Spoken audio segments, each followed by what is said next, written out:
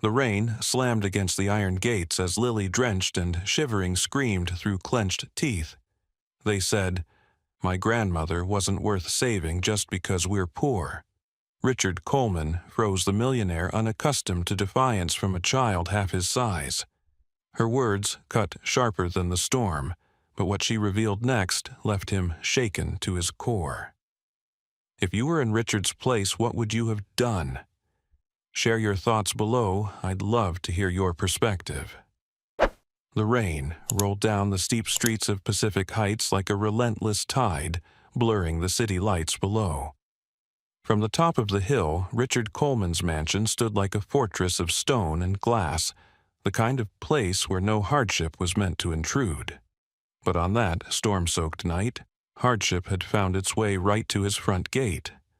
Richard's car turned the corner slowly, the wipers fighting a losing battle against the downpour. He was tired, worn from endless meetings and negotiations, the kind of fatigue that money never cures. As the gates of his estate opened, he noticed what looked like a crumpled pile of rags at the bottom of the steps. At first, he thought it was trash washed in by the rain. Then it moved. The driver shined the headlights more directly, and Richard caught a glimpse of a child, a girl no older than 10, curled against the iron gate, trembling. Her thin arms were wrapped around her knees, her dress soaked through, clinging to her small frame. Even through the heavy rain, Richard could hear the ragged sound of her coughing.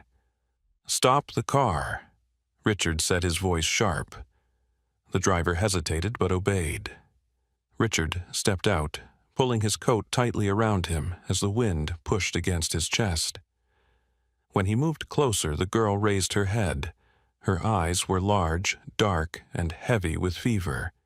She was shivering so violently he wondered how she hadn't collapsed completely. "What are you doing here?" His words came out harsher than he intended. She tried to rise, but her legs gave out, and she fell back onto the wet stone. Her voice was barely more than a whisper. "Please, my grandmother is sick. She needs medicine. I've tried everywhere. Please, sir." Richard looked at her, at the desperation in her eyes, and felt a flicker of something stir inside him, something he hadn't felt in years. For a moment he considered reaching for her, but the weight of pride and old habits pressed harder. He signaled to his driver, "Call an ambulance. Have them take her somewhere safe." Without waiting for a reply, he turned toward the house. The girl's cry followed him, raw and piercing. "They won't take her. They said she wasn't important enough." Her words cut through the roar of the storm, but Richard forced himself not to stop. By the time he stepped inside the marble foyer of his home, his shoes dripping onto polished stone, his chest felt heavy, though he told himself it was only the rain. That night he lay in bed, the storm beating against the windows, unable to sleep. Every time he closed his eyes, he saw the girl's face, the hollow cheeks, the way she clutched her arms against the cold. He told himself she would be gone by morning, that the city would sweep her away the way it swept away everything inconvenient. But when dawn came, she was still there. And not just the next day, but the day after. Each evening, returning from his office downtown, he would find her on the steps. Sometimes with a scrap of plastic pulled over her shoulders, sometimes with nothing but rags she had scavenged. Always coughing, always waiting. It was Martha, his longtime housekeeper, who broke first. One afternoon, Richard caught sight of her slipping through the service gate with a blanket and a thermos of tea. The girl clutched them as though she had been handed treasure, her eyes glistening with gratitude. Martha's heart had softened, but Richard's hardened words lingered. "She's not our responsibility," he told her later, though. Even he could hear the emptiness in his own voice. Still, the girl remained. Her name, he learned from Martha, was Lily. She had no parents, only a grandmother who was too sick to care for herself. Every plea for help had been met with indifference. Clinics turned them away. Shelters were full. She had come to the mansion not for herself, but because she believed in her child's faith that someone who had everything might share just enough to save her grandmother. One evening, Richard stepped out of his car, and instead of passing by, he stopped in front of her. She looked up at him with wary eyes, bracing herself for dismissal. He reached into his wallet and pulled out a crisp $100 bill. "Here," he said, holding it out. "Buy your grandmother the medicine she needs." Lily stared at the money as if it were a trick. "I can't just take it," she whispered. "Grandma says we don't accept charity. We work for what we get. I'll clean your yard, wash your car, anything." Richard felt something twist inside him. This frail child, drenched and feverish, still spoke with a dignity that seemed out of place for her age. He should have been irritated, but instead, he was unsettled. "Fine," he said at last, surprising himself. "Come back tomorrow, help the gardener. You'll earn it." For the first time, Lily's lips curved into a smile, fragile but radiant. Richard stood frozen for a moment, realizing he hadn't seen a smile like that in his own home for years. That night, as he watched the rain slide down the glass walls of his bedroom, he found no comfort in the wealth surrounding him.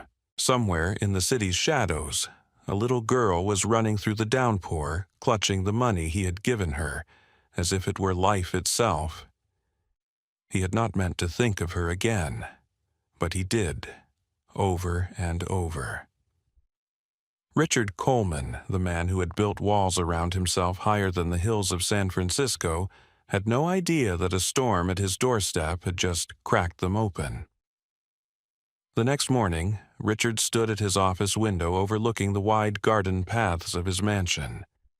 The sun had broken through the storm, casting a sharp glow over the damp stone and manicured hedges. He was not expecting her to return. Children who lived on the streets didn't follow schedules, they followed hunger. Yet at precisely 8 o'clock, Lily appeared at the gate clutching the blanket Martha had given her, her hair tied back with a string, her small body straightened with determination. She pushed the gate slowly, almost as if she feared it would slam shut against her. Carlos, the gardener, who had worked the grounds for years, frowned when he saw her. "You're too little for this," he said, watching her attempt to lift a bucket nearly half her size.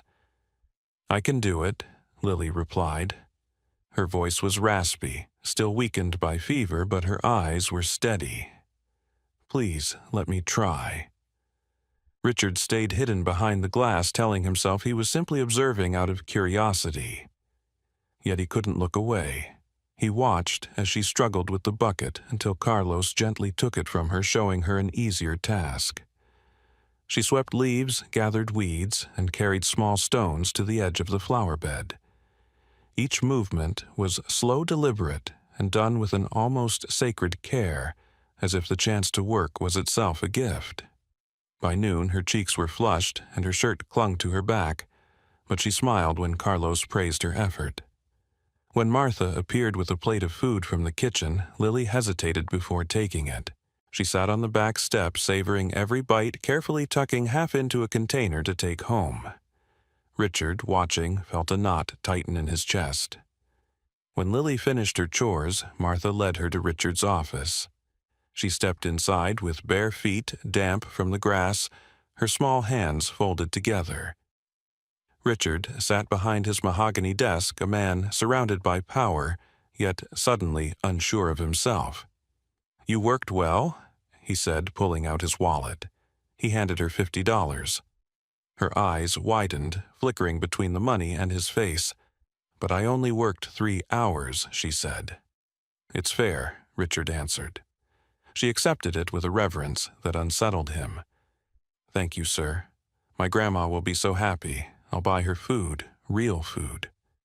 Richard swallowed hard the words, stirring something long buried.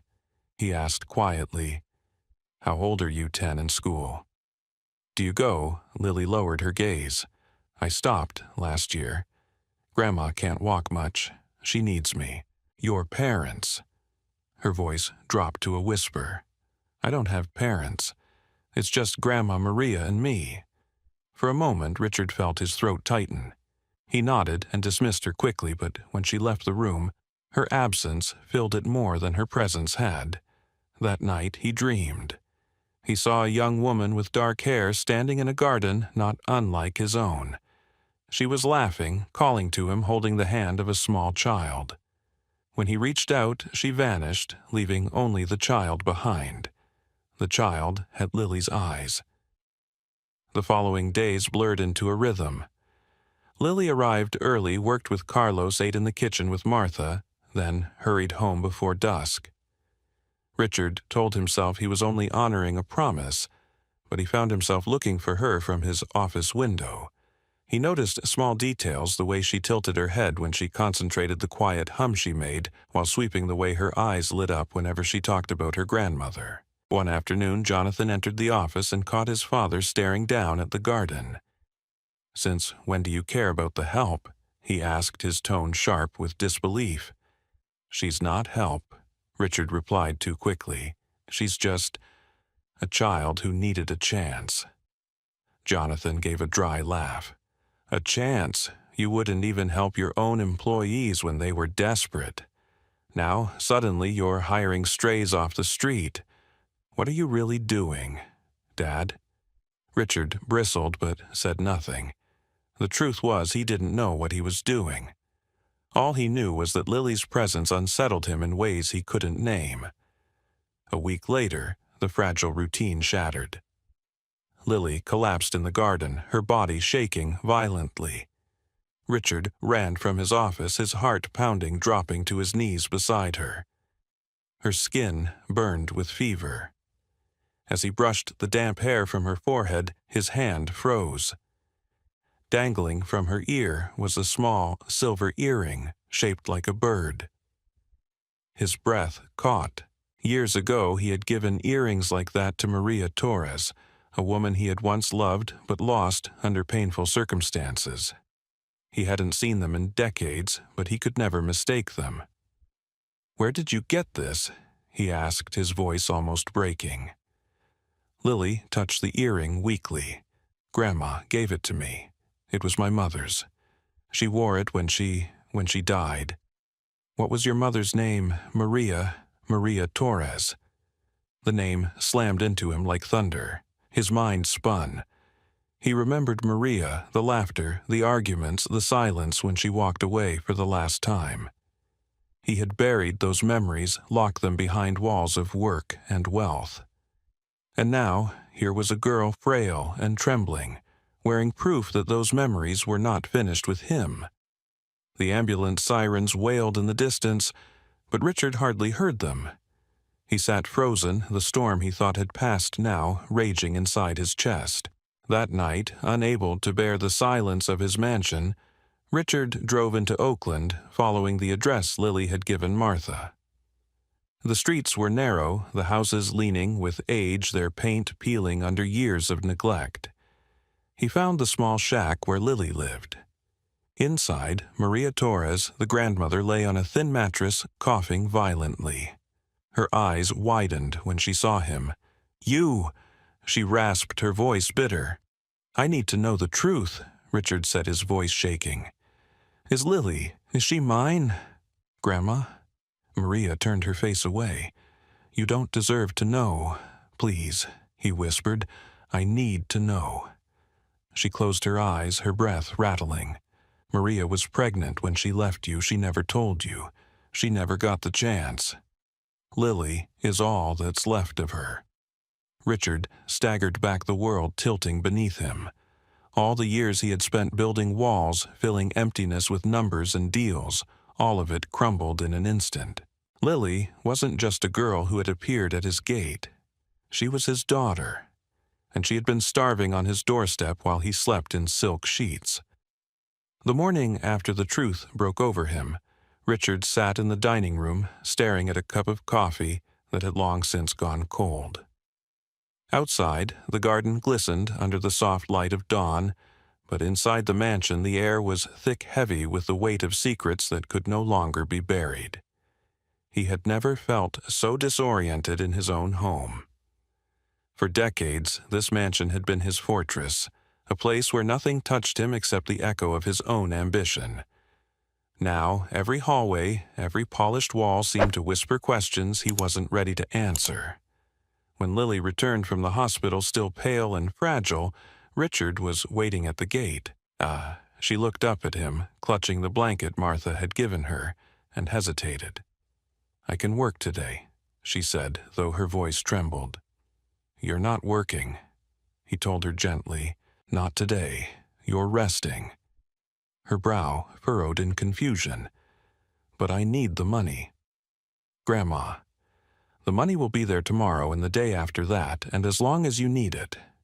Richard interrupted, his voice firm but soft. Lily searched his face as if trying to understand why his tone had changed. There was fear in her eyes, and something else, hope. He realized how rarely she had seen kindness without conditions. That evening, as she sat at the kitchen table, sipping soup, Richard entered quietly. Martha stepped back, leaving them alone. For a long moment, Richard simply watched her eat the way she savored each spoonful as though it were a rare treasure. He cleared his throat.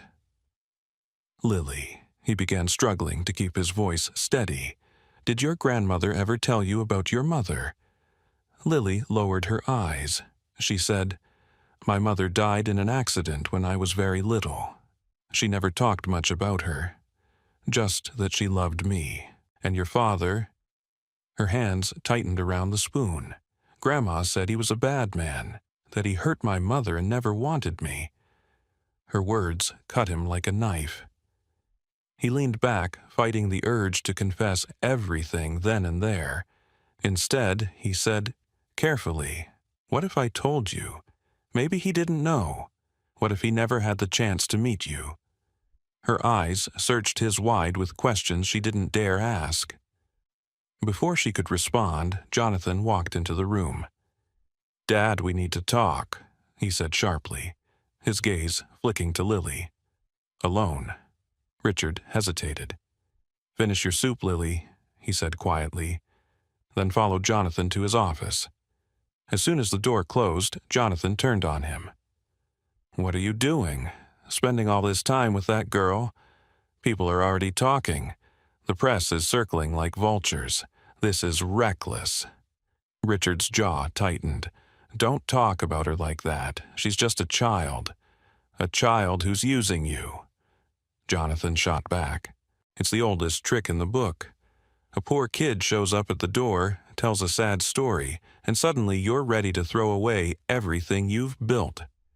Do you know what the headlines are calling you? Millionaire adopts beggar girl. Do you understand what this is doing to our reputation?" "Our reputation," Richard repeated bitterly. "That's all you care about, our image. Someone has to," Jonathan snapped. "While you're playing savior, the company is taking hits. Shareholders are nervous, clients are asking questions. And you're too distracted by that girl to notice." Richard felt the sting of truth in Jonathan's words. He had been distracted, consumed by something larger than the company, larger than the numbers he once worshipped. "You don't know anything," he said quietly. Jonathan stared at him, his voice sharp. "Then tell me, what is she to you? Why are you risking everything for her?" Richard opened his mouth, but the words caught in his throat. How could he explain to his son that Lily was his daughter, that the truth had been hidden for a decade, and that he was only now beginning to understand the cost of his silence? He stayed quiet, and Jonathan, mistaking his silence for weakness, stormed out, leaving Richard alone with the echo of his unspoken confession. That night, Richard couldn't bear the weight of secrecy any longer. He drove back to Oakland, to the small shack where Lily lived with her grandmother. The place looked even more fragile than before, leaning under the burden of years. Inside, Grandma Maria lay asleep, her breathing shallow. Lily sat beside her, humming softly, stroking her grandmother's hand with a tenderness that nearly broke Richard in two. When she saw him, she rose quickly, her face pale. "Is something wrong?" "No," Richard said gently. "I just..." I need to ask you something important. Do you or your grandmother have anything of your mother's photographs, letters? Anything? Lily hesitated. Grandma keeps a box under the bed, but she never lets me open it. She says it's private. Can I see it? He asked, his heart pounding. She studied him for a long moment, her young face solemn.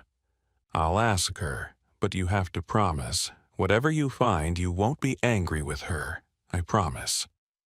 Later that night, after Lily had fallen asleep beside her grandmother, Richard returned. He knocked gently, and after a long pause, Grandma Maria opened the door, her eyes wary. "Why are you here again?" she asked, her voice thin. "I need to see the box," Richard said simply. She stiffened her hand, gripping the doorframe. "Why should I show you? Because Lily might be my daughter. And I need to know the truth." For a long moment, Maria said nothing. Then she sighed, her shoulders sagging. "Come in. But if you're lying, if you hurt her, I swear, I'll never forgive you." Inside, the shack smelled of damp wood and medicine. Maria bent down, pulled a worn shoebox from beneath the bed, and handed it to him. "It's all here," she said. "Oh," with trembling hands, Richard opened it. Inside were yellowed photographs, folded, letters of baby shoelace, and at the very bottom a sealed envelope. His name was written on it in handwriting he hadn't seen in over 10 years. Maria wrote that the day before she died, Grandma said quietly, "She told me to keep it for you if you ever came asking." Richard broke the seal, his eyes blurring as he read. "My love, if you are reading this, it means I never had the chance to tell you in person. I'm pregnant. The baby is yours. I know things between us ended badly. I know you said you never wanted children. But I need you to know she exists. I don't expect anything from you. I just hope one day if she finds you, you'll be kinder to her than you were to me." The words crushed him, each line heavier than the last. He let the letter fall, his hands shaking. "She's my daughter," he whispered. "She really is my daughter." Grandma Maria's eyes hardened. "Now that you know, what will you do? Leave her again. Pretend she doesn't exist. She doesn't need your guilt or your charity. She needs a father, a real one." "I want to be," Richard said, his voice breaking. "I just don't know how." "No one knows," at first Maria replied. "You learn. But if you're going to do this, you do it all the way. Not halfway, not when it's convenient. You show up." Richard looked down at Lily, asleep on the thin mattress, her face pale and fragile. His chest ached with a grief he couldn't name for Maria, for the lost years, for the child he hadn't known was his. He knew then that his life would never return to what it had been. The mansion's walls could no longer contain the truth. And the truth was, the girl outside his gate was not just a beggar. She was his blood. She was his chance at redemption. The news broke faster than Richard could contain it. A single photograph, him stepping out of his car with Lily by his side, spread across headlines with the kind of fury only scandal can summon. Tech millionaire and street girl blared across glossy pages and news feeds. Some painted him as a hero, others as a fool, a man duped by a beggar's sob story. For Richard, the noise was deafening, but none of it mattered compared to the look on Jonathan's face when the DNA results came back. "It's true," Richard said quietly, sliding the paper across the desk. "Lily is my daughter." Jonathan stared at the page, then at his father. His voice shook, but not with surprise. "So you've been hiding this from me, from everyone. You let the world find out before your own son." "I didn't know," Richard replied, his tone heavy. "Maria never told me. I only learned the truth weeks ago." Jonathan pushed back his chair, anger spilling over. "Do you have any idea what this means? Do you realize what's at stake? The company, the family name, everything you built now tied to her? A girl from the streets. Do you think the board will just smile and clap?" Richard met his son's eyes, a steadiness in his voice he hadn't felt in years. "I don't care about the board, I care about her." Jonathan laughed bitterly. "Of course you don't care. You never cared about the company. That was me. I've been the one keeping it together while you've been busy rewriting your past. You can't just walk back into fatherhood like it's a contract you forgot to sign." The words struck Richard hard because there was truth in them. Jonathan had spent his life trying to earn his father's approval, and now in his eyes a stranger had stolen it. The weeks that followed were a blur of battles on every front. Shareholders demanded answers. Reporters camped outside the gates. Lawyers warned Richard that custody of Lily would not be simple, that the state had a long list of objections, given her years in poverty and the questions surrounding Maria's death. Every time he walked into a meeting, he could feel eyes on him, doubting, calculating. But the hardest battle wasn't in the boardroom or the courtroom. It was inside his own home. Jonathan barely spoke to him, moving through the house like a ghost, his silence sharper than any outburst. Lily tried to stay out of sight, sensing the tension she caused, but Richard noticed her shrinking presence, the way she hesitated before stepping into a room, as if waiting to be told she didn't belong. One night, Richard found Jonathan in the library, staring at the shelves as though searching for answers in books he'd never opened. "I know you feel betrayed," Richard said. "I know this isn't what you wanted. But she's innocent. She didn't choose this." Jonathan's eyes burned. "And I did. Do you think I chose to grow up competing with your company for your attention? Do you think I chose to fight for scraps of approval while you locked yourself in this house with your deals and your pride? And now you expect me to welcome her, to pretend it doesn't erase everything I've worked for?" Richard's chest ached with guilt. For the first time, he saw the cracks in Jonathan not as rebellion, but as scars. "You're my son," he said quietly. "Nothing changes that. But Lily is my daughter too. I can't abandon her. Not again." Jonathan turned away, his voice low. "Then maybe you've already chosen." The words hung in the air long after he left the room. In court, Richard faced another test. The opposing attorney painted him as reckless, a man seeking redemption through publicity rather than genuine care. They spoke of his corporate scandals, the labor disputes that had scarred his company's name, the lawsuits that had nearly buried him. "This man wants custody," the attorney said, "but he has no history of care, no record of fatherhood, only a trail of negligence." Richard stood slowly, his voice firm. "They're right about one thing. I have failed. I failed Maria, I failed Lily, I failed my son, but I will not fail again. Lily deserves a chance. She deserves a father who will stand beside her, not because it looks good on paper, but because it's the truth." Silence filled the courtroom, heavy and unbroken.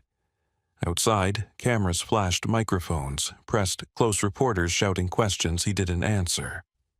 All Richard could think about was Lily waiting back at the mansion, her small face pressed against the window, hoping he would return. That night, when he walked through the door, she ran to him. "Did they say I can stay?" she asked, her eyes wide. He knelt down, pulling her into his arms. "They haven't decided yet," he whispered, "but I promise you this, I'm not going anywhere." For the first time in years, the words felt true.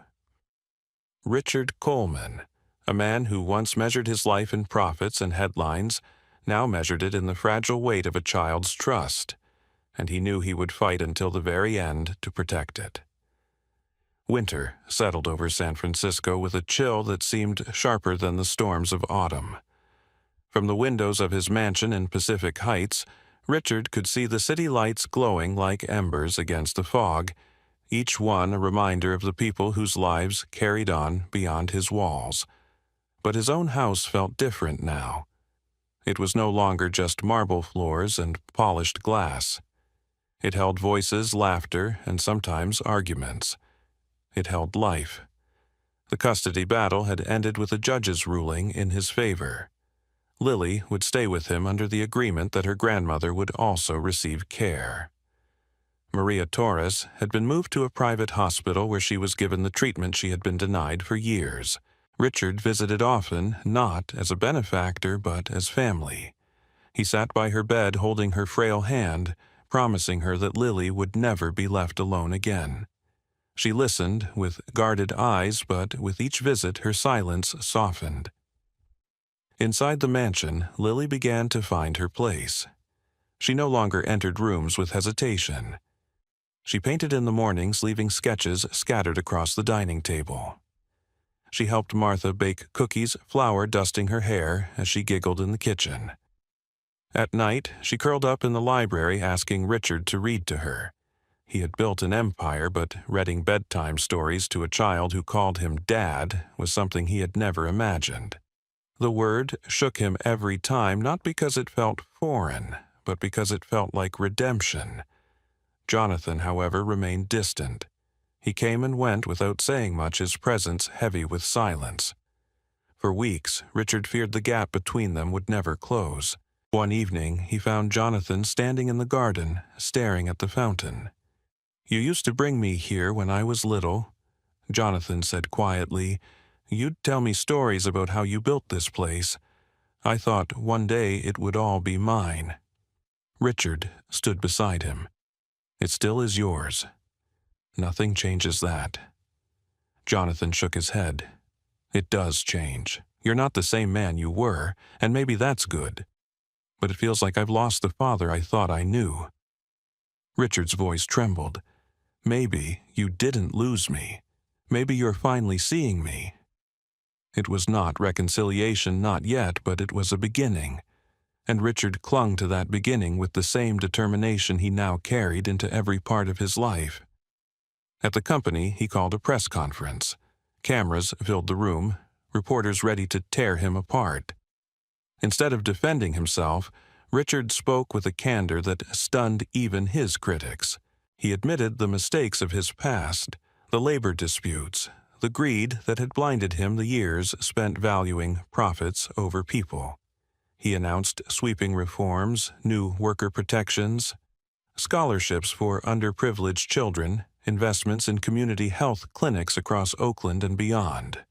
"This isn't charity," he said firmly. "It's responsibility. It's what I should have done years ago." Some shareholders balked. Others whispered about his reputation being beyond repair. But Richard didn't flinch. He had once feared losing everything. Now he understood what everything truly meant, and it wasn't numbers on a balance sheet. The transformation wasn't quick, and it wasn't easy. But step by step, Richard rebuilt both his company and his life on foundations stronger than wealth. He found that employees responded with renewed loyalty, that communities once hostile to his name began to open their doors. Slowly, even Jonathan began to see the sincerity of his father's change, though the path between them was still rough. As Christmas approached, Lily asked if they could see the tree at Union Square. Richard agreed, and on a crisp December evening, they joined the crowd gathered around the towering spruce lit with thousands of sparkling lights. Lily's eyes widened in awe, her hand gripping his tightly. Maria, frail but smiling, was pushed in a wheelchair beside them. Jonathan stood a little apart, his expression unreadable. Snowflakes drifted in the glow of the lights, rare in the city, but magical that night. Richard looked at Lily, her face illuminated by the golden glow, and felt a swell of gratitude so fierce it nearly overwhelmed him. He leaned down and whispered, "You've given me more than I could ever give you." She looked up, her small voice carrying through the noise of the square. "No, Dad. You gave me a home." Richard's eyes burned as he pulled her close. Feeling Maria's hand rest lightly on his shoulder, Jonathan's quiet presence beside him. For the first time in decades, he didn't feel alone. The city lights shimmered. The tree glowed, and Richard Coleman, a man once defined by walls and wealth, stood in the open air surrounded by the fragile, imperfect, unshakable truth of the family. It wasn't the life he had built, it was the life he had been given. A new dawn, not just for San Francisco, but for the man who had finally learned that love was the only fortune worth keeping. The story of Richard Coleman and the little girl at his doorstep began with a storm, but ended with light. What started as a night of indifference, when a millionaire almost turned away from a sick, shivering child, transformed into a journey of redemption, forgiveness, and the rediscovery of what truly matters. Richard, a man who had spent his life building walls of wealth and pride, was forced to confront the truth he had long buried. The girl he had ignored was his own daughter, Lily. This revelation shattered the cold certainty of his old life. For years, Richard believed success was measured in numbers, contracts, and prestige. But Lily, with her quiet resilience and unwavering dignity, proved otherwise. She brought warmth into the mansion that had been nothing more than a hollow shell. She challenged Richard to rethink what it meant to be a father, a son, and a man who once turned his back on love. The battles that followed were far from easy. Richard faced fierce opposition from Jonathan, the son who felt abandoned, and skepticism from Maria Torres, the grandmother who had carried the burden of raising Lily in poverty. He also endured public humiliation as the media painted their story with cruel headlines. Yet through every trial, Richard made a choice that his old self would never have made. He chose love over pride, truth over appearances, and humility over power. Slowly, the cold mansion at Pacific Heights became a home again. Lily healed not because her scars disappeared, but because they were finally acknowledged. Jonathan, after anger and bitterness, began to see Lily not as a rival, but as family. And Richard, who once thought redemption was out of reach, learned that it comes not from perfection, but from persistence, the daily decision to show up, to listen, to care. The lesson of this story reaches beyond one man and his family. It reminds us that compassion is never wasted. The people who appear at the edges of our lives, whether they are children in need, friends who feel forgotten or loved, ones waiting for us to change, carry the power to transform us if we let them. Redemption does not erase the past, but it rewrites the future. In our own lives, we may not own mansions or face headlines, but we all have doors to open. Maybe it's making time for a child who feels unseen, reconciling with someone we've wronged, or admitting mistakes we've long denied. True wealth lies not in what we accumulate, but in the relationships we mend and the love we give without condition. Richard's story is proof that it is never too late. A storm can bring down walls, but it can also clear the skies. A single act of compassion can ignite a change that lasts a lifetime. And the doors we open, even when inconvenient, may be the very ones that lead us home. If this story touched your heart, if it reminded you of the power of love and second chances, I invite you to join us on this journey. Subscribe to the channel, not only to hear more stories like this, but to be part of a community that believes in hope, healing, and the strength of family. Your support keeps us going and gives us the motivation to bring you even more meaningful stories in the future.